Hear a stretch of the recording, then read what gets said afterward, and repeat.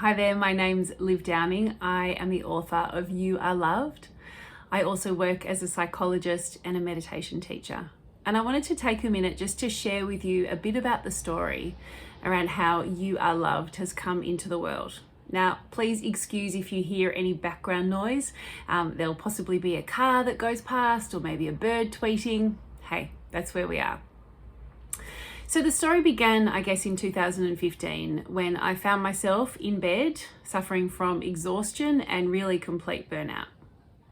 This wasn't the first time it had happened. It had happened 15 years prior when I was starting my career as a psychologist, working in mental health, trying to do my thesis, trying to be all things to all people.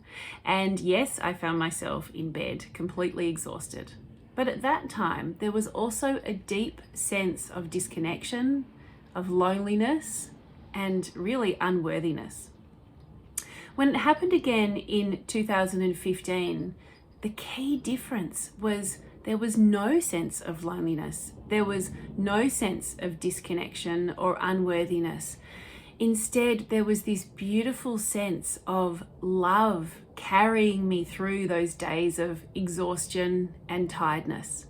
I never once questioned whether I was worthy.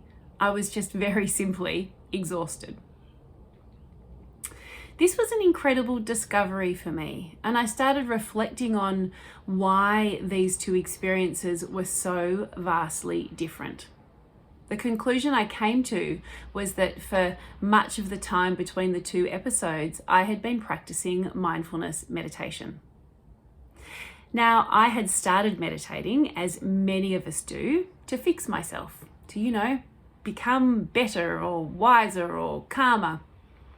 It turns out the gift that meditation has given me is a capacity to love myself, to accept all of my parts, and to be really kind and gentle with myself, even when things don't go the way I had planned.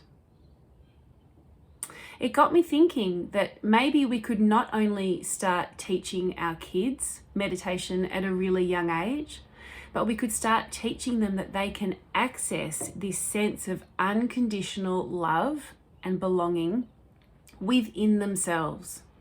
In the very wise words of Tara Brach, we could teach kids that love is always loving us. In my work as a psychologist, the theme that has consistently come through over the 20 years of working across disciplines with different client groups is that where there is disconnection, there is discontent.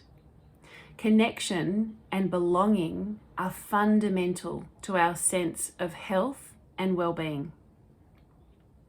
So I reflected on all the things I knew about what helps us to be resilient and to ride life's challenges. I referred to my thesis findings. I referred to the work of my teachers and mentors, so Jon Kabat-Zinn and Craig Hassad. And I referred to the work of the leaders in the field of health and well-being. I'll just list some of them for you. Susan David, Shefali Sabari, Stephen Porges, Richard Schwartz, Brené Brown, James Gordon, and Bruce Perry. And they all drew the same conclusion.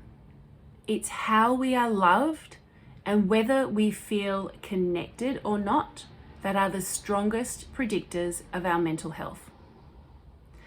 And so, fueled by my own felt sense and personal wisdom, and backed by science and research, I sat down to write You Are Loved. Within 30 minutes, it was done. My deep vision is that every child and every family have the opportunity to access the teaching in this simple but very beautiful book. And from that place of a real understanding of unconditional love and a deep knowing that we all belong no matter what, we can create a kinder and wiser world.